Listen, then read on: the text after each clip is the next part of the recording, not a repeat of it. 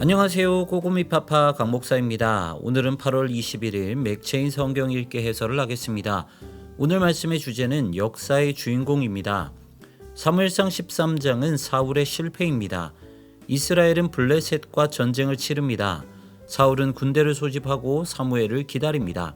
그런데 사무엘이 정한 시간에 오지 않았습니다. 사무엘이 지체하는 동안 백성들은 흩어지기 시작했고 사울은 마음이 급해져 사무엘을 대신하여 번제를 드렸습니다. 하나님을 의지하기보다는 자신의 방식을 신뢰한 것입니다. 사울은 나름 변명했지만 사무엘은 단호했습니다.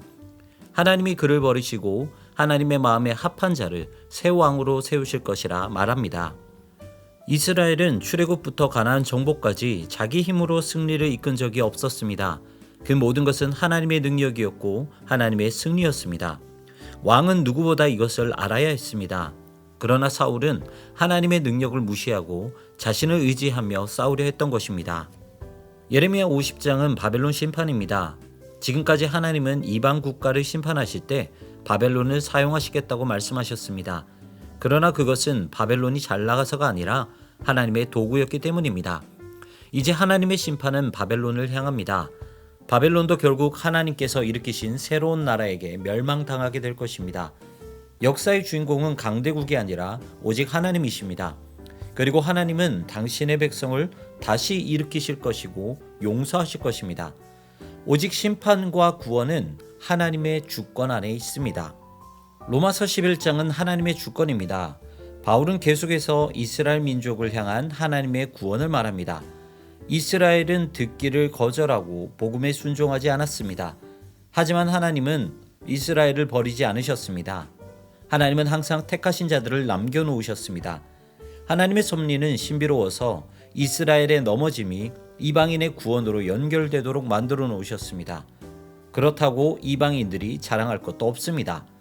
이방인들은 참 감람나무에 접붙임된 존재입니다. 그러나 그들을 보존하는 것은 뿌리입니다. 결론은 하나입니다.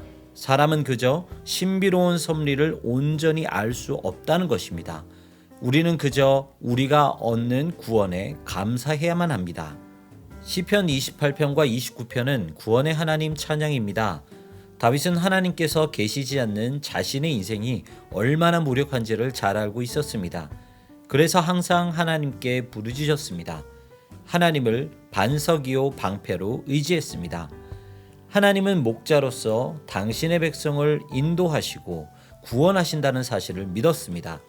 그래서 다윗은 언제나 하나님을 찬양했고 그분께 경배를 드렸습니다.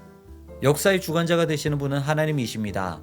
아무리 우리가 승승장구하는 인생을 살고 있다 하더라도 그 역시 하나님의 섭리 안에 있는 것입니다. 우리는 우리의 무기력함을 인정해야 하고 피조물됨을 인정해야 합니다. 피조물은 창조주 대신 하나님의 인도하심에 감사하고 찬양해야 하는 존재입니다. 오늘도 순적한 은혜에 감사하는 하루 되시기를 소망합니다. 지금까지 꼬꼬미파파 강목사였습니다. 내일 다시 만나요.